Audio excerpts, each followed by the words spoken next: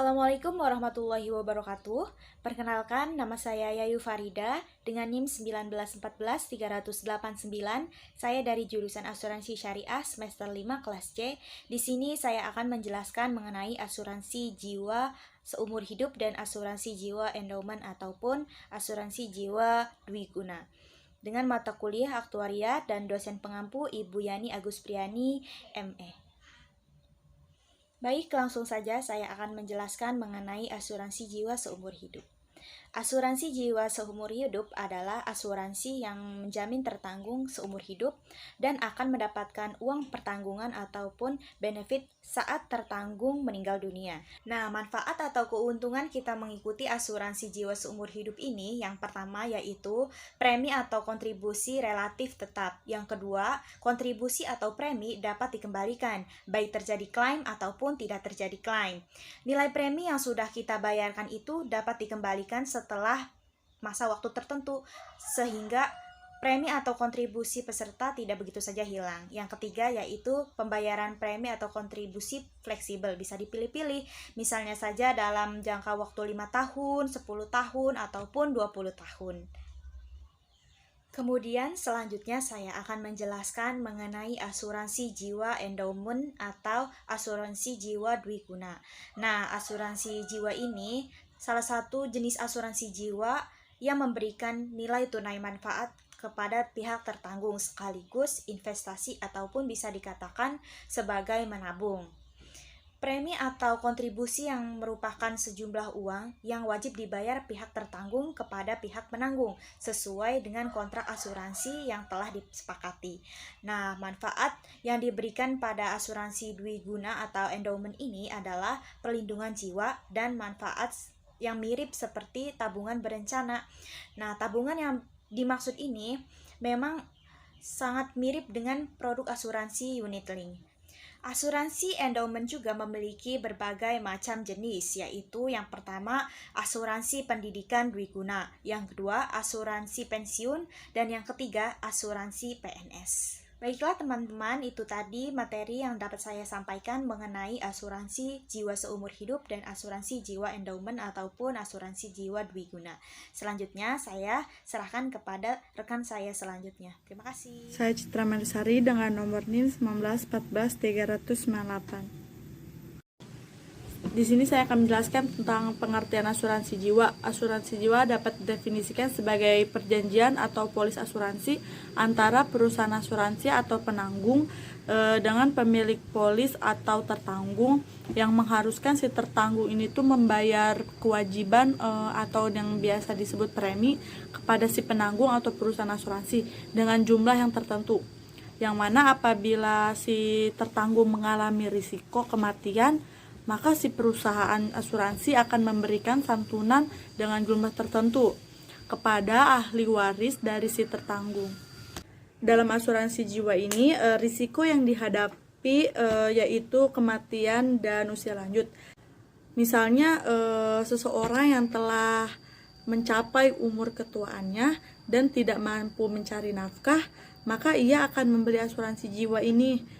Risiko yang mungkin diderita dalam arti kehilangan kesempatan untuk mendapat penghasilan akan ditanggung oleh perusahaan asuransi. Selanjutnya ada jenis-jenis asuransi jiwa. Yang pertama ada asuransi jiwa berjangka. Asuransi jiwa berjangka merupakan jenis asuransi yang memberikan perlindungan asuransi jiwa untuk jangka waktu tertentu.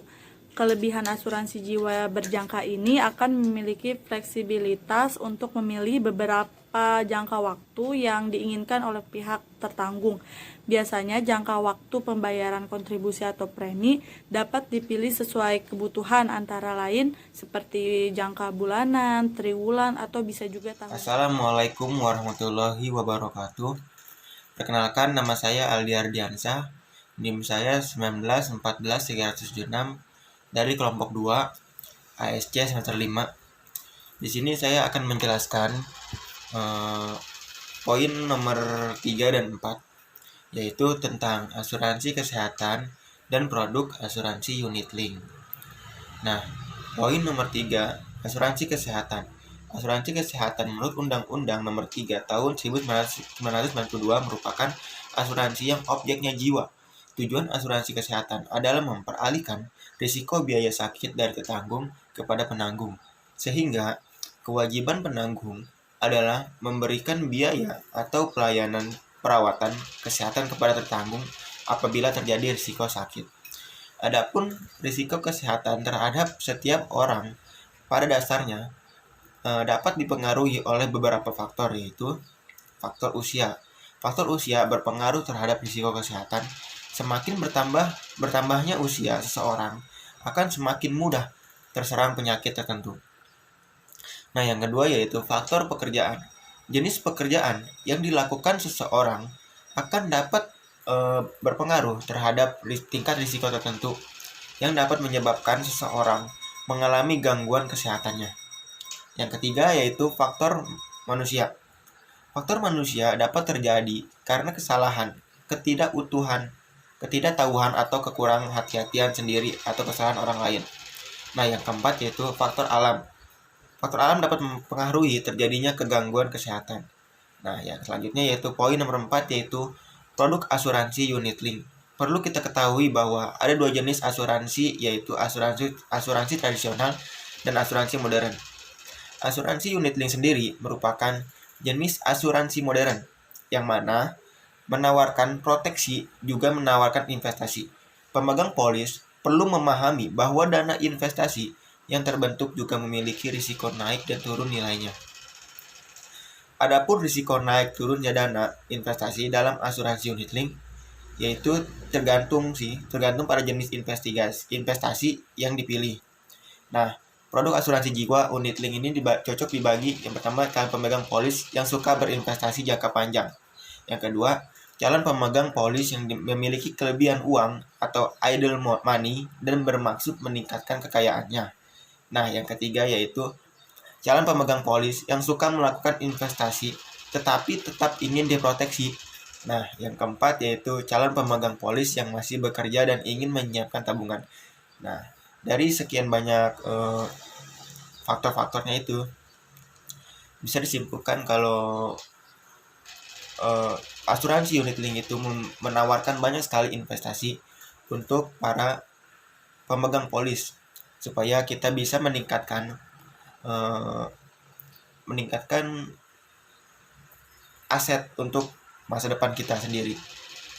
Terima kasih. Sekian dari saya. Wabillahi taufik wal hidayah. Wassalamualaikum warahmatullahi wabarakatuh.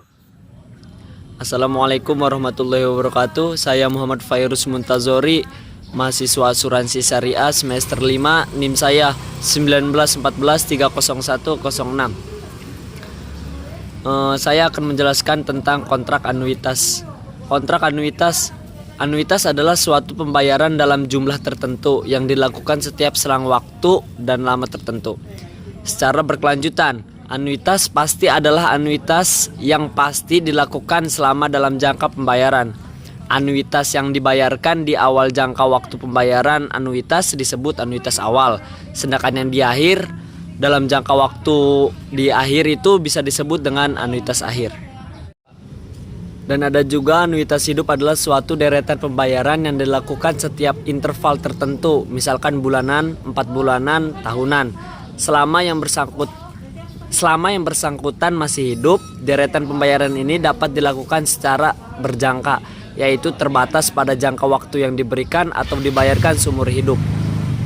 Kontrak anuitas, menurut Kamus Besar Bahasa Indonesia atau KBBI, arti kontrak anuitas adalah perjanjian tertulis yang berisi jumlah anuitas, biaya dan persyaratan pembayaran. Arti lainnya dari kontrak anuitas adalah polis anuitas, perjanjian tertulis yang berisi jumlah anuitas, biaya dan persyaratan pembayaran.